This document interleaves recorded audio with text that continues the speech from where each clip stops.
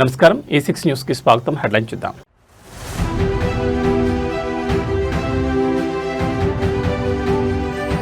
ఏపీలో ప్రత్యేక పారిశుద్ధ్య డ్రైవ్ షురు. విజయవాడలో జెండా ఊపిన మంత్రి నారాయణ.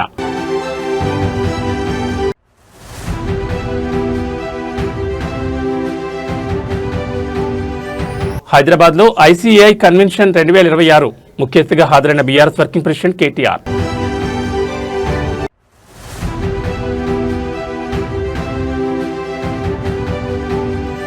సామాజిక కార్యకర్త ఖాజా మొహిజుద్దీన్ దారుణ హత్య. ఏపీ తెలంగాణ సరిహద్దుల్లో తీవ్ర కలకలం.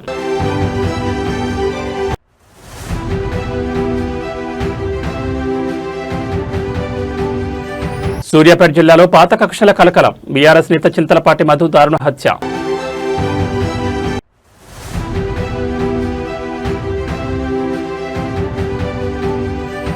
ధాన్యం కొనుగోళ్లపై శ్వేతపత్రం పెట్టండి. కాంగ్రెస్ సర్కార్కు కేటీఆర్ బహిరంగ సవాల్. ఇక డీటెయిల్స్ చూస్తే ఆంధ్రప్రదేశ్లోని నగరాలు మున్సిపాలిటీలను సంపూర్ణ ఆరోగ్యవంతంగా చెత్తరహితంగా మార్చేందుకు కూటమి ప్రభుత్వం సరికొత్త విప్లవానికి శ్రీకారం చుట్టింది. రాష్ట్రంలోని మున్సిపాలిటీలను పూర్తి స్థాయిలో పరిశుభ్రంగా మార్చడమే ఏకైక లక్ష్యంగా 4 వారాల పాటు సాగబోయే ప్రత్యేక పారిశుద్ధ్య డ్రైవ్ ఈ రోజు అధికారికంగా ప్రారంభమైంది. విజయవాడ నగరంలో మున్సిపల్ శాఖ మంత్రి పొంగూరు నారాయణ, స్థానిక ఎమ్మెల్యే బోండా ఉమామహేశ్వరరావుతో కలిసి ఈ మెగా డ్రైవ్ను జెండా ఊపి ప్రారంభించారు. కేవలం ప్రారంభించడమే కాకుండా మంత్రి నారాయణ స్వయంగా చేతిలో చీపురు పట్టి అధికారులతో కలిసి రోడ్లు ఊడ్చి అందరికీ ఆదర్శంగా నిలిచారు. రాష్ట్ర వ్యాప్తంగా పెరిగిపోయిన పారిశుద్ధ్య సమస్యలకు చెక్ పెట్టేందుకు మున్సిపల్ శాఖ ఈ ప్రత్యేక యాక్షన్ ప్లాన్ రూపొందించింది. విజయవాడలో జరిగిన ఈ పారిశుద్ధ్య డ్రైవ్ లో మంత్రి నారాయణ మున్సిపల్ అధికారులతో కలిసి చురుగ్గా పాల్గొన్నారు. నగర వీధుల్లో చెత్తా చెదారాన్ని తొలగించి పారిశుద్ధ్య కార్మికుల్లో మనోధైర్యాన్ని నింపారు. రాబోయే 4 వారాల పాటు రాష్ట్రంలోని ప్రతి మున్సిపాలిటీ, నగర కార్పొరేషన్లలో డ్రైనేజీల క్లీనింగ్, వ్యర్థాల తొలగింపు మరియు దోమల నివారణ చర్యలు యుద్ధ ప్రాతిపదికన జరుగుతాయని మంత్రి స్పష్టం చేశారు. ఈ సందర్భంగా ఎమ్మెల్యే బొండా ఉమామహేశ్వరరావు మాట్లాడుతూ నగరాన్ని పరిశుభ్రంగా ఉంచుకోవడంలో కేవలం అధికారులు, సిబ్బందే కాకుండా ప్రజలంతా స్వచ్ఛందంగా భాగస్వాములు కావాలని పిలుపునిచ్చారు. ప్లాస్టిక్ నియంత్రణ, తడి, పొడి, చెత్త వేరు చేయడంపై అవగాహన పెంచాలన్నారు. పారిశుద్ధ్య డ్రైవ్ ముగిసిన అనంతరం మంత్రి నారాయణ స్థానికంగా ఉన్న అన్నా క్యాంటీన్ సందర్శించారు. అక్కడ ప్రజలకు అందుతున్న భోజన వస్తువులను పరిశీలించి సామాన్య ప్రజలతో కలిసి బెంచీలపై కూర్చుని స్వయంగా అల్పాహారం చేశారు. ఆహార నాణ్యతపై సంతృప్తి వ్యక్తం చేసిన మంత్రి పేదల ఆకలి తీర్చడమే కూటమి ప్రభుత్వం చేయమని పునరుద్ఘాటించారు. మున్సిపల్ శాఖ మంత్రి హోదాలో నారాయణ స్వయంగా రోడ్లు ఓడవడం, అన్నా క్యాంటీన్లో ప్రజలతో మమేకం కావడంపై అటు ప్రజల నుంచి ఇటు రాజకీయ వర్గాల నుంచి విశేష స్పందన లభిస్తోంది. ఈ 4 వారాల డ్రైవ్తో ఏపీ మున్సిపాలిటీలు సరికొత్త రూపురేఖలను సంతరించుకోనున్నాయి.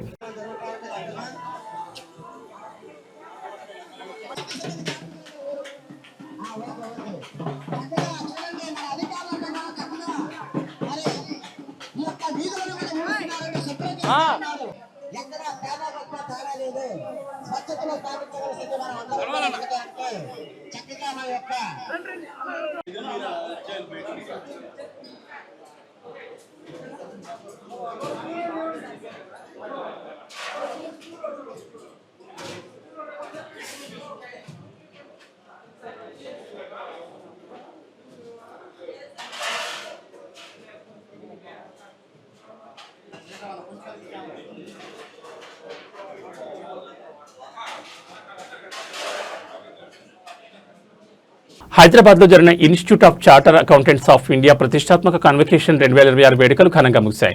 ఈ కార్యక్రమానికి ముఖ్య అతిథిగా విచ్చేసిన బీఆర్ఎస్ వర్కింగ్ ప్రెసిడెంట్, మాజీ మంత్రి కల్వకుంట్ల తారక రామారావు కొత్తగా అర్హత సాధించిన చార్టెడ్ అకౌంటెంట్లకు పట్టాలు అందజేసి అభినందించారు. ఈ సందర్భంగా సభను ఉద్దేశించి ప్రసంగించిన కేటీఆర్, దేశ ఆర్థిక వ్యవస్థను పారదర్శకంగా పటిష్టంగా ఉంచడంలో చార్టర్డ్ అకౌంటెంట్ల పాత్ర అత్యంత కీలకమని కొనియాడారు.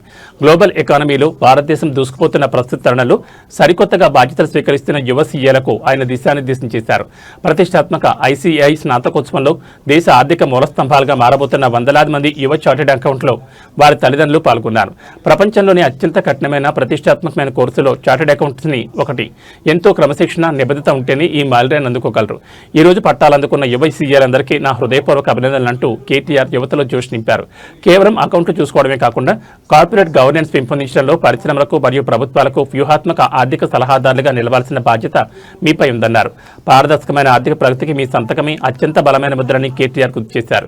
గ్లోబల్ లీడింగ్ ఆడిటింగ్ కంపెనీలు, టాప్ ఫైనాన్షియల్ సర్వీసెస్ సంస్థలు హైదరాబాద్ను తమ ప్రధాన గమ్యస్థానంగా మార్చుకుంటున్నాయని, కాబట్టి కొత్తగా రంగంలో దిగుతున్న సీఏలకు ఇక్కడ అపారమైన అవకాశాలు వేచి ఉన్నాయని భరోసా ఇచ్చారు. వృత్తిపరమైన ఎదుగుదలతో పాటు నైతిక విలువలకు ప్రాధాన్యత ఇవ్వాలని, దేశ నిర్మాణంలో భాగస్వాములు కావాలని కేటీఆర్ పిలుపునిచ్చారు. అలాగే ఎన్నో త్యాగాలు చేసి ఈ స్థాయికి చేర్చిన తల్లిదండ్రులకు ఎల్లప్పుడూ కృతజ్ఞతతో ఉండాలని భావోద్వేగంగా పేర్కొన్నారు. పట్టాలందుకున్న అభ్యర్థులతో కలిసి కేటీఆర్ గ్రూప్ ఫోటోలు దిగి వారిలో ఉత్సాహం నింపారు.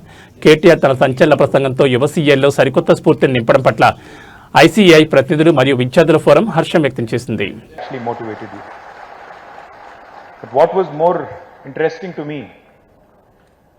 అప్పుడెప్పుడో చరిత్రలో మొహమ్మద్ గజనీ అనేట ఆయన 17 సార్లు దండయాత్రలు చేశాడంట.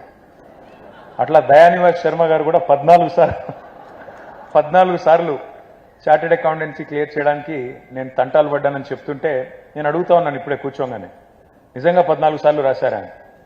ఆయన చెప్తున్నారు, లేదండి మా ఎగ్జామ్ చాలా కష్టంగా ఉంటుంది, మీకు తెలియదు, మీరందరూ మామూలుగా పాస్ అయిపోతారు డిగ్రీలు పీజీలు, మాది మాత్రం చాలా కష్టపడతారు పిల్లలు అని చెప్పి. నిజంగా కూడా కష్టపడి పాస్ అయిన పిల్లలందరికీ, ఇష్టపడి చదివిన ప్రతి ఒక్కరికి గట్టిగా చప్పట్లతో వారికి కూడా అభినందన చెప్పాలని చెప్పి కోరుతా ఉన్నాను.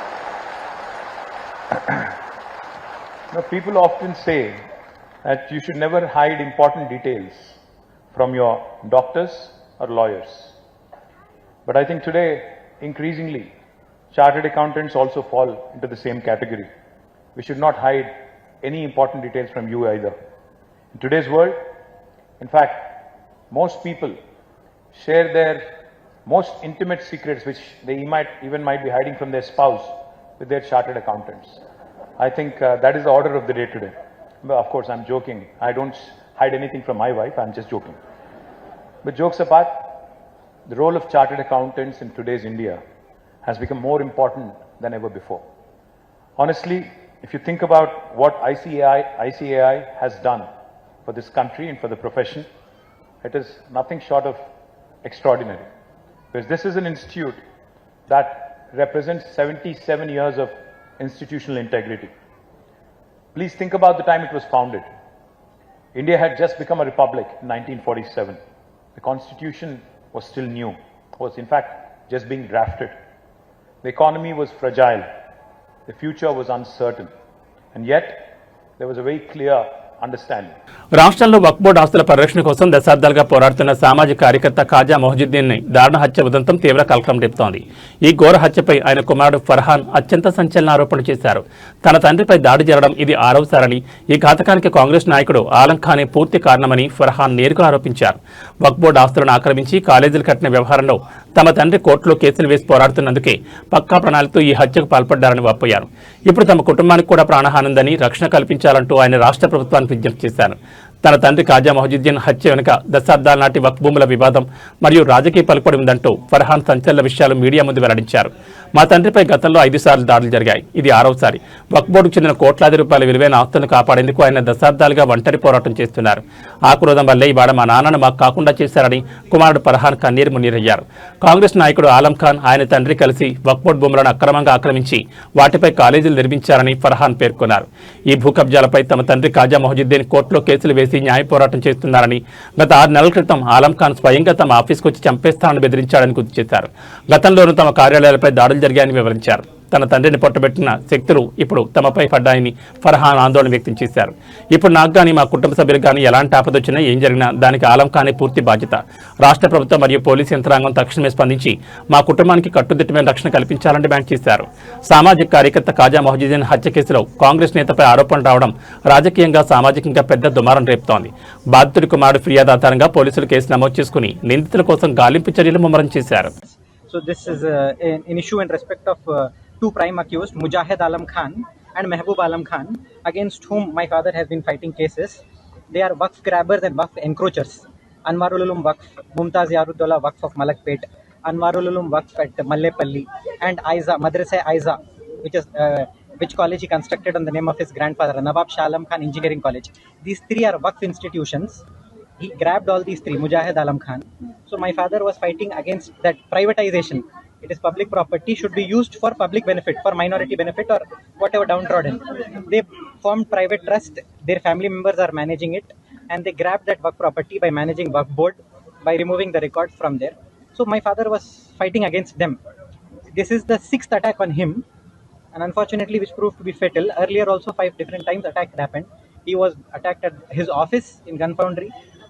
At his in early morning once, 3 years back also similar attack happened outside masjid at early hours of Fajr prayer, morning prayers. And then subsequently also threat calls were given to him and others also. and he had been given he had been relaying messages through mediator saying that हट जाओ वक्त की properties हट जाओ 2 करोड़ देते 10 करोड़ देते Dubai चले जाओ बाहर चले जाओ हैदराबाद छोड़ के चले जाओ नहीं तो we will see what we can do you can see बोल के threats. Mujahid Alam Khan personally also came and met me 6 months back at my office. He came and met me. He threatened me. He personally came at my office at Himayat Nagar. He met me and threatened me saying that मैं last warning दे रहा हूँ आगे कुछ भी हो रहा तो मेरे को नहीं मालूम मेरे को नहीं बोलना. He personally came at my Himayat Nagar office and he met me and he told that समझाओ बाबा को समझाओ father को समझाओ. So Mujahid Alam Khan like Anwarul Ulum Waqf which is there, they have converted to society. Mehboob Alam Khan also, they are Waqf grabbers, Waqf encroachers. They have taken the Waqf property of Muslims and they privatized it. So my father was fighting against it. So that is how it has happened. And I have faith in the Suryapet జిల్లాలో ఒక్కసారిగా రాజకీయ పాత కక్షలు మళ్లీ భగ్గుమన్నాయి. సూర్యాపేట మండలం ఎర్కారం గ్రామంలో BRS పార్టీకి చెందిన ముఖ్య నేత మాజీ సర్పంచ్ భర్త చింతలపాటి మధు దొండగల చేతిలో అత్యంత దారుణంగా హత్యకు గురయ్యారు. నిన్న రాత్రి జరిగిన ఈ ఘాతకం జిల్లా వ్యాప్తంగా తీవ్ర సంచలనం రేపుతోంది. మధును దారుణంగా నరికి చంపిన నిందితులు అనంతరం శవాన్ని గోనె సంచిలో మూటకట్టి గ్రామ సమీపంలోని కల్వర్ట్ కింద పడేశారు. సమాచారం అందుకున్న పోలీసులు అర్ధరాత్రి వేళ మృతదేహాన్ని స్వాధీనం చేసుకున్నారు. పాత హత్యకు ప్రతీకారంగానే ఈ మోడో జరిగినట్లు ప్రాథమికంగా తెలుస్తోంది. జిల్లా కేంద్రానికి కోతవేడు దూరంలో ఉన్న ఎర్కారం గ్రామంలో ఈ అర్ధరాత్రి ఘోరం జరగడంతో గ్రామస్తులు తీవ్ర భయాందోళనకు గురవుతున్నారు. నిన్న రాత్రి దాదాపు 11:30 గంటల సమయంలో చింతలపాటి మధుపై దుండగులు వేట కొడవలతో దాడి చేసి హతమార్చినట్టు సమాచారం. ఆ తర్వాత ఆధారాలు దొరకకుండా శవాన్ని ఒక గోనె సంచిలో కట్టి గ్రామ శివార్లోని ఒక కల్వర్ట్ వద్ద పడేశారు. స్థానికుల ద్వారా అర్ధరాత్రి సమాచారం అందుకున్న పోలీసులు తెల్లవారుజామున 3 గంటల సమయంలో ఘటనా స్థలాన్ని చేరుకుని మృతదేహాన్ని వెలికితీశారు. ఈ ఘోర హత్య వెనుక పాత కక్షల కోణం బలంగా కనిపిస్తోందని పోలీసులు చెబుతున్నారు. గతంలో జరిగిన ఎర్కారం మాజీ సర్పంచ్ మిద్దె రవీందర్ హత్యకు ప్రతీకారంగానే ఈ దాడి జరిగినట్లు గ్రామస్తులు అనుమానిస్తున్నారు. నాడు రవీందర్ హత్య కేసులో మధు నిందితుడిగా ఉన్నాడని ఆ కక్ష మనసులో పెట్టుకునే రవీందర్ కుమారుడు జీవన్ పక్కా ప్లాన్తో ఈ అత్యంత దారుణానికి పొడిగట్టినట్లు పోలీసుల ప్రాథమిక విచారణలో అనుమానాలు వ్యక్తమవుతున్నాయి. పోలీసులు ఘటనా స్థలం నుంచి చింతలపాటి మధు మృతదేహాన్ని స్వాధీనం చేసుకుని పోస్టుమార్టం నిమిత్తం సూర్యాపేట ప్రభుత్వ జనరల్ ఆసుపత్రికి తరలించారు. విషయం తెలుసుకున్న బీఆర్ఎస్ శ్రేణులు మధు అనుచరులు భారీగా ఆసుపత్రి వద్దకు చేరుకోవడంతో అక్కడ ఉద్రిక్త వాతావరణం నెలకొంది. ఎర్కారం గ్రామంలో మళ్లీ ఫ్యాక్షన్ తరహా హత్యలు తెరపైకి రావడంతో పోలీసులు గ్రామంలో అదనపు బలగాలను మోహరించారు. నిందితుడిగా అనుమానిస్తున్న జీవన్ అతని అనుచరుల కోసం సూర్యాపేట పోలీసులు ప్రత్యేక బృందాలతో గాలింపు చర్యలు ముమ్మరం చేశారు. నేను ఒక అబ్బాయిని తోలిరంట, వీళ్ళు 40 మంది మూట అయ్యారంట.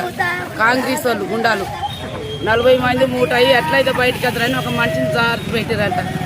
సారథి పెట్టి ఇక ఇవాళ ఒకటి ఉందట కేసు ఒంటే తెంకన్నది.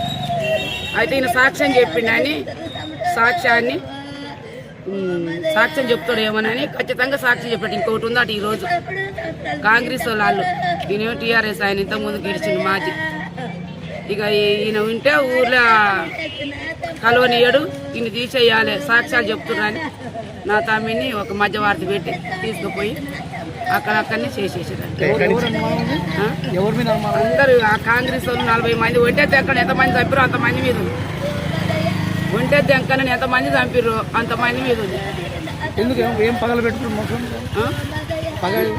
ఏం పగలంటే ఇక ఒంటే తెంకన్న ఎలక్షన్ జరుగుతున్నాయిగా, ఇక చిన్న చిన్న గొడవలకు పెద్దగా చేసారు. ఆయన చంపేసారు. ఇక ఆయన చంపి ఇక ఈయన ఉంటే ఈయన ఒక లీడరు, ఇక ఈయన తీసేస్తే ఇక ఎదురు లేరు ఎవరు లేరు అని సాక్ష్యాలు చెప్పారు అని ఈయన కూడా తీసేసి నిన్న మధ్యలో 10 రోజులు అవుతుంది. మధ్యలో జరుగుతూనే ఉన్నాయి, పోతూనే ఉన్నాయి. డాడీ నేను బయటకు వెళ్తున్నా డాడీ అంటే, మమ్మీ ఫోన్ ఖరాబ్ అయింది డాడీ, ఫోన్ తీసుకుపోయి షాప్లో డాడీ అని అంటే, మమ్మీ ఫోన్ తీపో డాడీ అని అనగానే మమ్మీ ఫోన్ తీసుకుపోయి ఇయ్యగానే తీసుకున్నాడు. సరే డాడీ నేను మధ్యాహ్నం వస్తలే డాడీ బాగా చేయించుకొని అని అన్నాడు.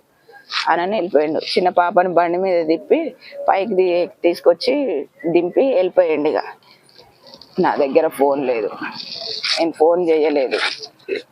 ఫోన్ చేయకుంటుంటారుకే 4 గంటలకి మాడిబిడ్డ భర్త ఫోన్ చేసిండంట. క్యాంప్ ఆఫీస్లో ఉన్న మధు ఏడున్నావు అని అంటే, క్యాంప్ ఆఫీస్లో ఉన్న బావా నేను వస్తున్నా బావా అని చెప్పిండంట. అయితే రా మధు 4 అవుతుంది ఇంకా రావట్లేవేంది అని అంటే, వస్తున్న బావా అని. మళ్ళీ ఇంకా రావట్లేడు అని మళ్ళీ ఫోన్ చేస్తే మళ్ళీ ఎత్తిండంట. ఎత్తి బావా వస్తున్నా ఇంటికే వస్తున్నా అని చెప్పిండంట. సర్లేరా నేను డ్యూటీకి పోతున్నానని ఆయన డ్యూటీకి వెళ్ళిపోయిందంట. కానీ ఫోన్ కట్ చేసిండంట. ఇక వస్తుండులే అని అనుకోని ఫోన్ కట్ చేసిండంట. వస్తాడు అనుకోని ఇక 8:30కి ఆయన డ్యూటీ అయిపోగానే నా దగ్గరికి వచ్చిండు. నా దగ్గరికి వచ్చి మౌనిక మౌనిక దగ్గరికి పోయేసి వస్తానన్నట్టు వచ్చిండు. వచ్చి మౌనిక మధు వచ్చిండారా, మధు 4 గంటలకు ఫోన్ చేస్తే వస్తానన్నాడు, మరి ఎటు పోయిండ్రా ఏంది అని అంటే, నువ్వు ఫోన్ చేసినవారా అని అంటే, నేను ఫోన్ చేయలే బాబాయ్, నా దగ్గర ఫోన్ లేదు, ఆయన ఫోన్ తీసుకొని పోయిండు, షాప్లో బాగా చెప్పిస్తానని తీసుకుపోయిండు బాబాయ్, ఇంతవరకు రాలే, మధ్యాహ్నం మీ దగ్గరికే వచ్చిండు అనుకున్నా అన్నానికి అని నేను అన్నా. అంటారుకే మళ్ళా ఫోనే చేసిండు. ఫోను 8:30కు ఫోన్ చేస్తే రాష్ట్రంలో యాసంగి ధాన్యం కొనుగోలు జాప్యం, అన్నదాతల అవస్థలపై భారత రాష్ట్ర సమితి కాంగ్రెస్ ప్రభుత్వంపై పదునైన అస్త్రాలు విసిరింది. తెలంగాణ భవన్లో ఏర్పాటు చేసిన అత్యవసర మీడియా సమావేశంలో BRS working president Kalvakuntla Taraka Ramarao Congress పాలనపై తీవ్రస్థాయిలో నిప్పులు జరిగారు. రాష్ట్రంలో 80% ధాన్యం కొనుగోలు పూర్తయ్యాయంటూ ముఖ్యమంత్రి రేవంత్ రెడ్డి, సివిల్ సప్లై మంత్రి ఉత్తమ్ కుమార్ రెడ్డి చెప్తున్నవన్నీ పచ్చి అబద్దాలని కేటీఆర్ కొట్టిపారేశారు. క్షేత్రస్థాయిలో ఇప్పటివరకు 30 నుంచి 35% మించి కొనుగోలు జరగలేదని ఆరోపించిన ఆయన ధాన్యం సేకరణపై ప్రభుత్వం తక్షణమే సమగ్ర శ్వేతపత్రం విడుదల చేయాలని డిమాండ్ చేశారు. తెలంగాణ భవన్ వేదికగా కేటీఆర్ ఐకేపీ సెంటర్లలో ఎదుర్కొంటున్న కష్టాలను, ప్రభుత్వ నిర్లక్ష్యాన్ని ఆధారాలతో సహా మీడియా ముందుంచారు.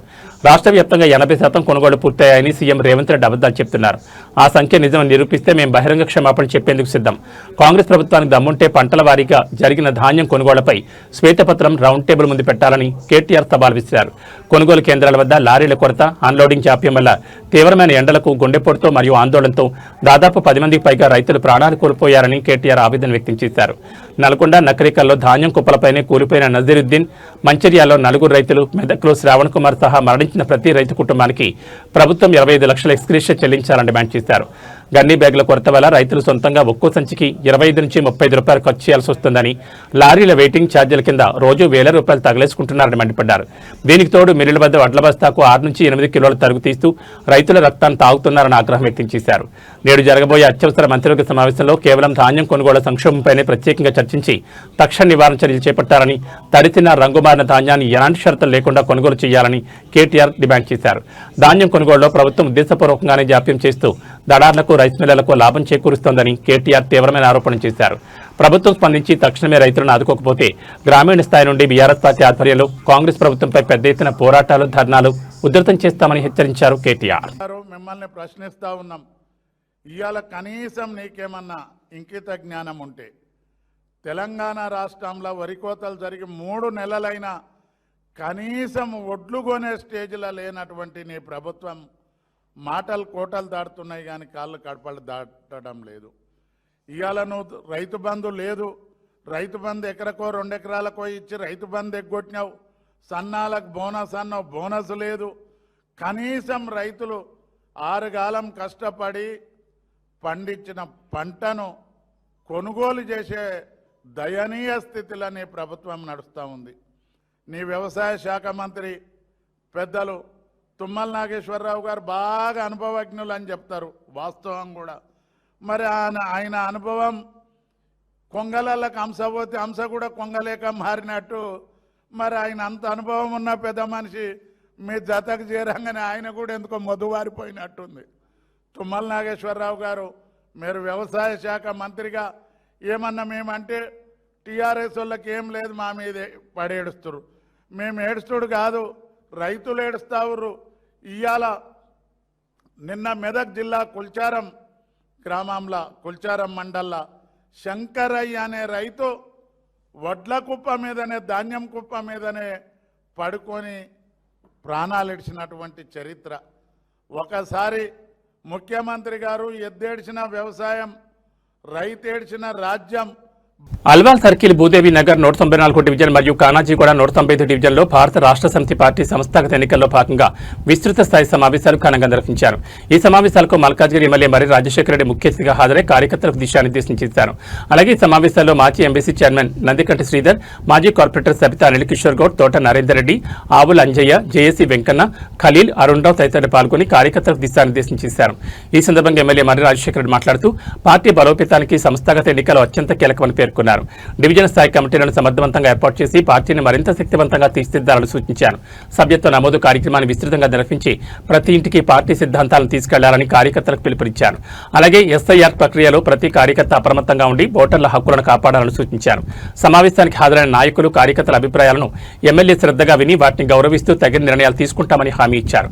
మల్కాజ్గిరి అభివృద్ధి కోసం ప్రతిపక్షంలో ఉన్నప్పటికీ ప్రభుత్వంపై నిరంతరం ఒత్తిడి తీసుకొచ్చి అభివృద్ధి పనులు చేయిస్తున్నామని ఎమ్మెల్యే తెలిపారు.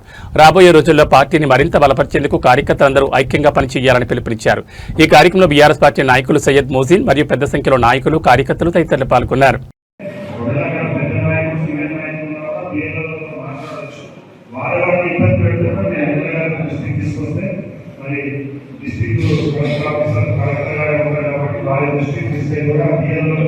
చేయకపోతే అధికార పార్టీ వాళ్ళు కూడా వాళ్ళ ఓటు తీయాలని ప్రయత్నం చేసినప్పుడు ఎమ్మెల్యే దృష్టికి తీసుకెళ్తే సిస్టమ్ ఎమ్మెల్యే గారు వివరిస్తారు కాబట్టి దయచేసి నేను కంపల్సరీ కంపెనీ ఉంటే బట్టల కంపెనీ ఉంటే ఆ బట్టల కంపెనీలో ఉంటే మంత్రులతో సహా ప్రతి ఒక్కరు వచ్చి నా కొట్లాడతారు. సరే కొట్లాడండి, మరి మీరు ఎంత కొట్లాడుతున్నా నేను కూడా దాన్ని ఎట్లా కొట్లాడుతూ నేను కూడా కొట్లాడుకుంటా, నేను నిలబడతా, నేను మాత్రం కాంప్రమైజ్ కాదు, మీ ఎవరు రాదు అని చెప్పేసి స్పష్టంగా నిన్న మొన్న మన కొంపల్లి చౌరస్తా మీద ఒక హనుమాన్ టెంపుల్ ని ఆల్రెడీ కట్టిన టెంపుల్ ఉంది. టెంపుల్ తోట ఇష్యూ లేదు, ఇంకా దాని రోడ్ ఫేసింగ్ అంతా నా ప్రాపర్టీ రోడ్ ఫేసింగ్ అంతా కట్టాలని ప్రయత్నం చేస్తారు. అది కూడా కొట్లాడు అంటే నాకు కూడా బాధ పెడుతూ బట్ నేను నిలబడతాను. నేను ఇంతకుముందు లీడర్ల లెక్క నేను కాంప్రమైజ్ అయిపోతే మీ పనిచేయని ఉంటుండేనా? పనిచేయని ఎక్కువ ఏంటి పోనీ ఎక్కువ నా ఇంట్లో నేను తెలియదు, నా ఎంపడే ఉండాలి, నాకు మీరు ఏం చేయవద్దు, మీరు పనులు చేయవద్దు అనేది మాటలు మాట్లాడుతాం. ఇప్పుడు రామరెడ్డి వచ్చింది ఒకసారి, రామరెడ్డి వచ్చి అయ్యా మేము ఇట్లా మా గుడి ఉంది, ఈ గుడి సమస్యలతో కొట్లాడుతున్నాం, ఈ గుడిని మీరు పోలీసులు అని చెప్పినారు. మళ్ళీ ఏమైంది, ఏం లేదు, వాళ్ళు ఏం చేసుకుంటారు, అక్కడ ఏం కాంప్రమైజ్ అయ్యారు, మళ్ళీ ఏ విధంగా ముందుకు పోయారు మాకు ఐడియా లేదు. బట్ ప్రతి నిత్యం ఆఫీసులతో నిన్న మనం మీరు చూసి నేను ఫైటింగ్ చేస్తుంటే మన 582, 583 సర్వే నెంబర్లో 2 సబ్ రిజిస్టర్లను సస్పెండ్ చేయించినాము. అంటే కొట్లాడితే ఎదుర్కోవడం భయపడతాడు, మనం కాంప్రమైజ్ అయితే కూడా మనం భయపెట్టేస్తాం. సింపుల్. నేనైతే భయపడకుండా కొట్లాడతాను. ఇప్పుడు మీకు ఇద్దరు 2 ఎగ్జాంపుల్ మీకు అర్థం కూడా ఇప్పుడు నేను ఇక్కడ కొట్టి అందరే ఏమన్నట్టు పాపం ఆయన కష్టపడి ఏదో కట్టుకుంటూ ఆయన జీవితంలో ఆయన పని ఆయన ఏం ఆలోచించడం మండలాలు అందరూ ఆ ఓట్లు చేసుకునే అవకాశం ఉంటుంది. ఇప్పుడు చాలా మంది యువకులు ఉన్నారు, వాళ్ళకి ఇక్కడ కొత్తగా వచ్చిన వాళ్ళు ఉండొచ్చు, వాళ్ళని ఎక్కడుందో వాళ్ళు వేరు చేసుకుంటారు. అంటే ఇప్పుడు విశ్వనాథమన్నకి ఈడ ఉందా, ఈడ లేదా, ఈడ లేకపోతే ఏడుంది, ఏ నిజామాబాద్లోనో ఆదిలాబాద్లోనో లేకపోతే ఏ జాగాలు ఉంటే అక్కడున్న ఎపిక్ నెంబర్ ఒకటి తెచ్చివ్వండి. ఆ ఎపిక్ నెంబర్ ని తెచ్చిచ్చినప్పుడే వాళ్ళు దాన్ని మ్యాపింగ్ చేసుకొని మనం చెప్తాం. సో కొంచెం ఇది క్లిష్టంగా ఉంటుంది. మనము దీనికి అన్ని కూడా ఒక పద్ధతిగా డేట్స్ ఇచ్చిండ్రు. నేను ఆ డేట్స్ ని కూడా మీకు మెసేజ్ రూపంలో పంపిస్తా. వాటిలో ఏ డేట్ కి మనం ఏం చేసుకోవాలా, తర్వాత ఏ డేట్ లో మనం ఒకవేళ రాకపోతే అప్పీల్ ఎప్పుడు చేసుకోవాలా, అప్పీల్ అయిపోయినాక మళ్ళా మనం ఏ విధంగా దానికి ఏ ఫామ్ నింపితే ఆ ఫామ్ ప్రకారంగా మనకి ఓటు వస్తుంది అనేది అది మీకు పూర్తిగా వివరాలతోటి ఒకటే మెసేజ్ రూపంలో పంపిస్తాం. సో దీంట్లో జాగ్రత్తలు తీసుకోకపోతే ఈ డేట్లు అయిపోయినాక మీకు వస్తే మీరు చూసిండ్రు మన బెంగాల్లో 93 లక్షల ఓట్లు తీసేసింది. అదేవిధంగా మన ఉత్తరప్రదేశ్ వస్తే 1 కోటి మందికి ఓట్లు లేకుండా పోయింది. మన ఇంకో రాష్ట్రంలో ఎన్నికలు తమిళనాడులో బీహార్ 60 లక్షల ఓట్లు తీసేసింది. అంటే తక్కువ కాదు, చాలా ఎక్కువ శాతమైన ఓట్లు. అంటే అన్ని ఓట్లు తీయడం ఇప్పుడు ఒకవేళ మన ఓట్లు కూడా అట్లా మనం టీఆర్ఎస్ పార్టీకి అభిమానంగా ఉండే వాళ్ళ ఓట్లు కూడా తీసేసి మనకి ఎంత ఇబ్బంది అయితే ఒకసారి ఆలోచించాం. దీనికి అందు నుంచే నేను పదే ఇక్కడ ఉన్న అందరూ లీడర్లను కోరుతుంది ఏంటంటే ఆ బూతులు ఉన్న వాళ్ళని ఇవ్వండి, లేకపోతే ఆ బూత్ లో మనకు దొరకలేదు, కాలనీ ఉంది, ఎవరు లేరు అంటే అక్కడ తిరిగే వాళ్ళని, అంటే అక్కడ తిరిగి పని చేయించి ఇంతకుముందు అక్కడ రోడ్లు వేయించడమో లేకపోతే లేకపోతే పెట్టించడమో లేకపోతే కనీసం అక్కడ ఉన్న ఒక ప్రెసిడెంట్ తోటి ములాఖాలు అయ్యే వాళ్ళని మనకి ఇక్కడ ఏమి అని చెప్పేసి రిక్వెస్ట్ చేస్తుంది. ఇంకా ఇంకో చిన్న పక్కకే వాళ్ళ కాలనీ విషయంగా ఇంకో బ్రిడ్జ్ కూడా అక్కడ కూడా ఏర్పాటు చేసుకుంటాం. So that Bhudevi Nagar railway track దాడాలంటే కూడా ఎటువంటి ఇబ్బందులు లేకుండా రైల్వే చక్రబంధం నుంచి విముక్తి కలగడానికి ప్రతి దగ్గర మనం పనిచేస్తున్నాం. అంతేందుకు మా అన్న స్వామి వచ్చి మా యొక్క యాదవ నగర్ లో 1 కిలోమీటర్ కావాలంటే తిరిగి అంటే ఏమంటారు చూడు, మొక్కని గడపదా ఏమంటారు మొక్కను దేవుడు లేడు, తిరిగని గడపలేదు. అన్ని సార్లు తిరిగినా మొన్న కూడా ఒక దగ్గర ఫెయిల్ అయితే మళ్ళీ దాన్ని ఇంకో రూమ్ లో తీసుకుపోయి ఆ స్వాగతంలో ఇద్దరు స్వాగతంలో అదే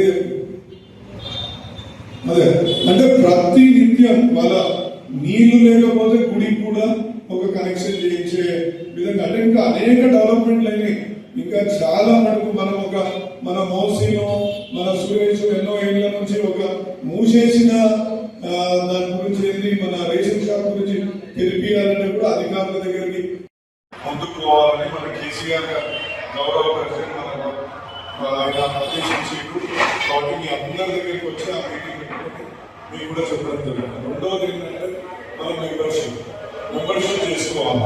ఆయన అదేవిధంగా ముందు శ్రీధరణ చెప్పినట్టు ప్రతి ఒక్క బూత్ నుంచి మనకి ఎంతమంది మెంబర్స్ ఉన్నారు అనే దాన్ని పరిగణలోకి తీసుకుంటామని మన వర్కింగ్ ప్రెసిడెంట్ కేటీ గారు పదే చెప్పారు. ఇవాళ మనకు అదృష్టవశాత్తు మన శ్రీధరనే మన నియోజకవర్గ ఇన్ఛార్జ్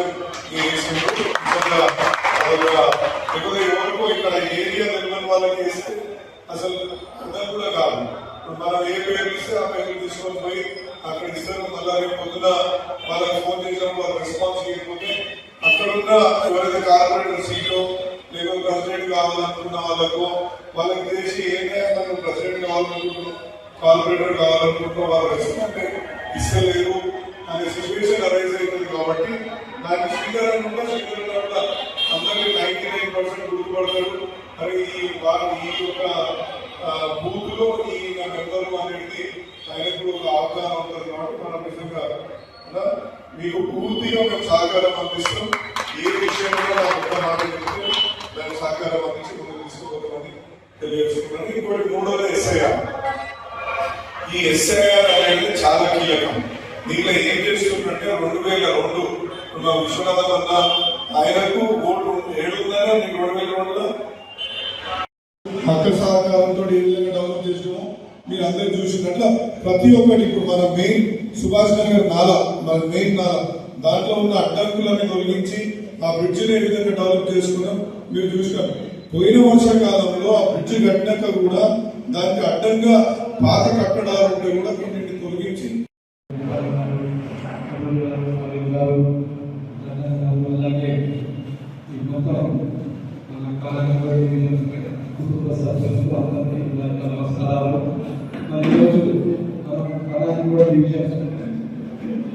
ఏదైతే మీటింగ్ మరి ఎంపీల గారి ఆధ్వర్యంలో జరుపుకుంటున్నాం, చాలా సంతోషకరం. ఈరోజు ముఖ్యంగా ఎస్ఐఆర్ అంటే ఈ ఓటర్ నమోదు ఏదైతే ఉన్నదో అంటే 2002 ఇప్పుడు ఇక్కడ ఉన్నది అది రెండు తీసి ప్యాకింగ్ చేస్తూ ఉన్నాము.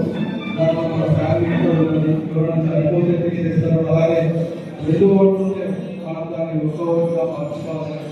కాబట్టి ఎక్కడ చూస్తూ నాయకులు వస్తున్నామో అక్కడనే మనం ఉంది. ఏదైతే మన పదవిలో ఓట్లు ఉంటాయి కాబట్టి వాటిని దృష్టి పెట్టి మనం పని చేస్తే మరి రాబోయే ఎలక్షన్లో మనకు చాలా చక్కగా ఉంటుంది. మరి మన విజయం కూడా తెప్పించుకోవడానికి అవకాశం ఉంది. కాబట్టి అలాగే మెంబర్షిప్ విషయానికి వస్తే మనం స్టార్ట్ అయింది. అలాగే మల్కాజ్గిరి కాన్స్టిట్యున్సీకి ఏదైతే మెంబర్షిప్ అబ్జర్వర్ ఎందుకంటే శ్రీధరన్ గారిని పార్టీ అపాయింట్ చేసింది. కాబట్టి మన గారికి శ్రీధరన్ గారికి కాన్స్టిట్యున్సీ కాబట్టి మన పని కూడా చక్కగా చేసుకోవడానికి అవకాశం ఉంటుంది. అలాగే మెంబర్షిప్ మరి పెద్ద ఎత్తున మనం ఏదైతే 16 డివిజన్లు ఉన్నాయో దాంట్లో మరి కాలేజీ కూడా అత్యంతంగా మెంబర్షిప్ చేసి మరి అన్నగారిని మనం ఇవ్వాల్సిన అవసరం ఉంది. కాబట్టి మరొకసారి ఈ మీటింగ్కి విచ్చేసిన నా కుటుంబ సభ్యులందరికీ కూడా నమస్కారం తెలియజేస్తున్నాను. గూడూరు గ్రామ ఉప సర్పంచ్ కొత్తపేట వెంకటేష్ గౌడ్ దంపతులకు పెళ్లిరోజు శుభాకాంక్షలు తెలిపి కేక్ కట్ చేయించి వారికి శాలువతో ఘనంగా సన్మానం చేశారు. బీఆర్ఎస్ పార్టీ గ్రామ సర్పంచ్ బ్యాగర్ నరసయ్య, తాజా మాజీ సర్పంచ్ శ్రీనివాస్ గౌడ్ మరియు బీఆర్ఎస్ పార్టీ నాయకులు కార్యకర్తలు పాల్గొన్నారు. పెళ్లిరోజు శుభాకాంక్షలు తెలిపిన ప్రతి ఒక్కరికి కృతజ్ఞతలు తెలిపారు ఉప సర్పంచ్ కొత్తపేట వెంకటేష్ గౌడ్.